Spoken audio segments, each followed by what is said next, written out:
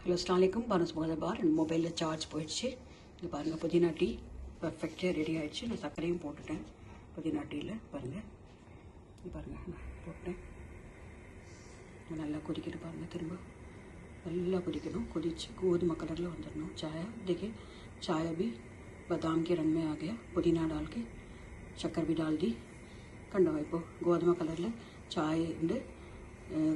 പുതിന ചായയാണ്. കണ്ടോ, ഇതുപോലെ നല്ലോണം നല്ല ബെസ്റ്റായിട്ട് വരണം ചായ. പിന്നെ ഓഫ് ചെയ്തിട്ട് ഓൺ ചെയ്യണം. കണ്ടോ, ஆஃப் பண்ணி ஆன் பண்ணுங்கள், ஆஃப் பண்ணி ஆஃப் பண்ணுங்கள். இப்படி கொதிச்சு போயிடும். இது பாருங்கள்.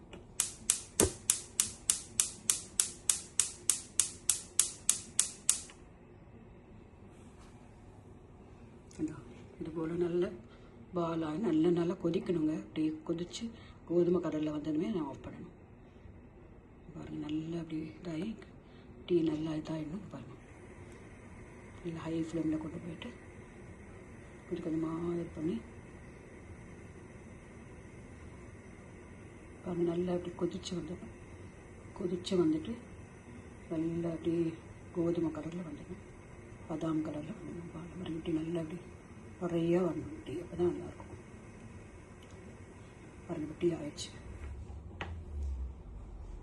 ट्राई करके देखिए, ट्राई பண்ணி பாருங்கள். ட்ரை செய்து நோக்கணும். மின்ட் டீ, புதினா tea from Banu's Mughal Darbar, Ramadan iftar special. நல்லா டைஜஷன் ஆகும். நம்ம சாப்பிட்ட சமோசா, பக்கோடா எல்லாத்துக்கும் டைஜஷன் நல்லா இருக்கும். அது ரொம்ப ரொம்ப ஈஸி.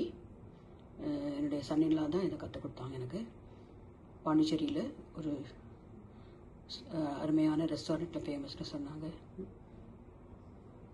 மிட்டாய் மந்திரில்.